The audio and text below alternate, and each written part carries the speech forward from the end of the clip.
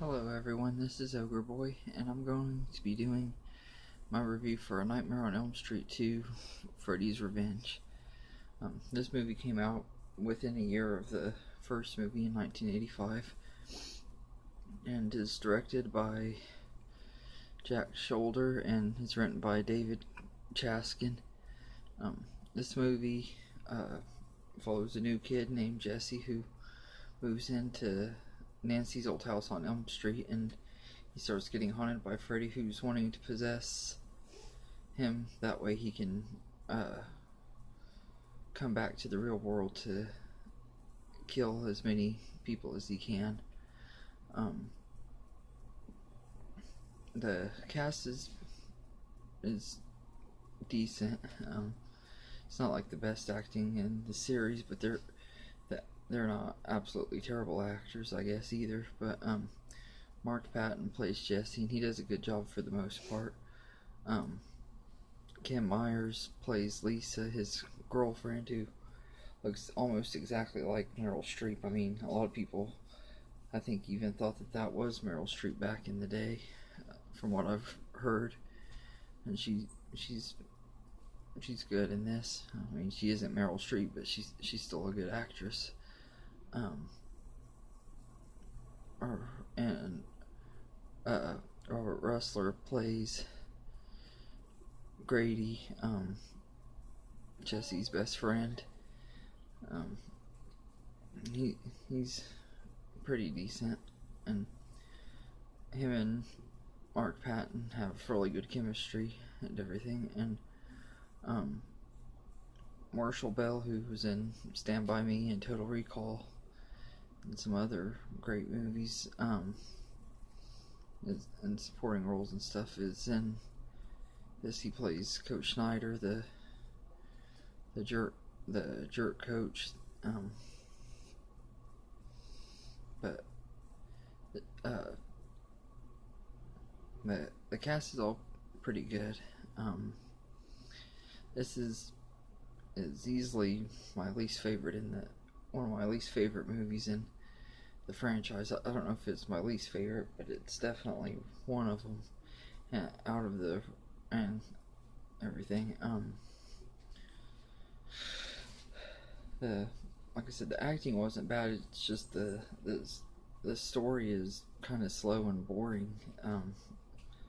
We do get some pretty good kills, but most of them weren't actually done by Freddy, because Freddy's possessing Jesse, so we don't really get to see Freddy that much. I think he only gets like a total 30 minutes of screen time. When we do see him, Robert Englund is excellent. Robert Englund is excellent again as Freddy, like he's always been, and he just really fits the character as always. But this movie is just not a really great Nightmare on Elm Street movie.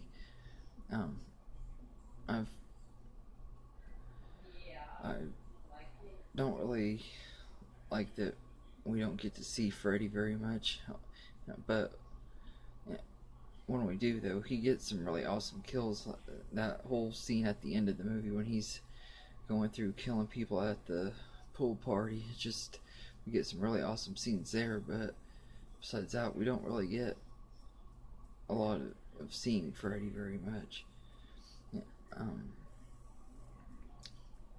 The score is done by Christopher Young, who actually did the score for one of my favorite underrated movies, Spider-Man 3.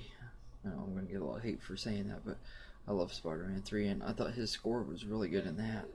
This one, it's pretty good, but it pales very deeply in comparison to the first movie score.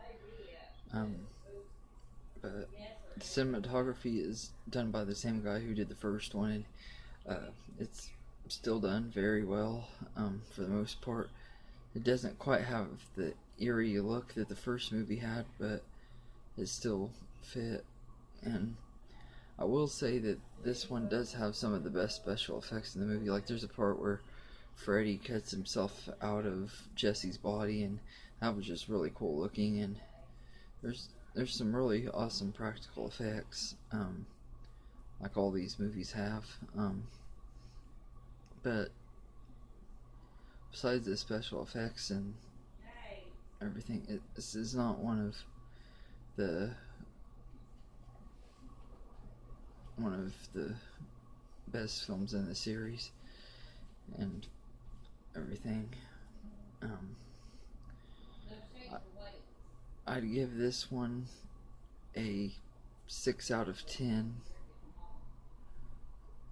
because it's not one of my favorite films in the series, and it's a really, really big step down from the first movie, which is one of the greatest movies of all time. That might be one of the reasons why this one's not one of my most favorites, because it was really hard to follow the first one. I think if they would have taken their time on it, it might have been a little bit better. But anyway, that's my review for A Nightmare on Elm Street 2, Freddy's Revenge. Feel free to like and subscribe, and have a good day.